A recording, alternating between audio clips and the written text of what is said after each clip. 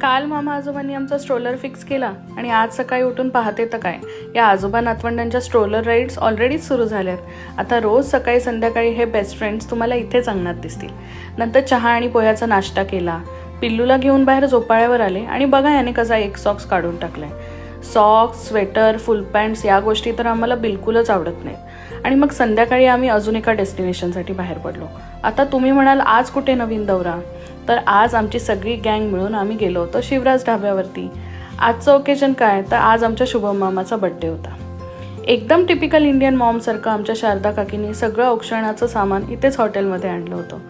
मग आम्ही सगळ्यांनी मिळून शुभमला ओवाळलं, लवकर करिअरमध्ये सेट हो अशा शुभेच्छा दिल्या आणि मग मस्त केक कट करून सेलिब्रेशन केलं। खूप भूक लागली होती, मस्तपैकी पनीर मसाला, अख्खा मसूर, पालक पनीर हे सगळं जेवण एन्जॉय केलं आणि असंच आवडतं जेवण आणि आवडत्या माणसांसोबत असा संपवला आज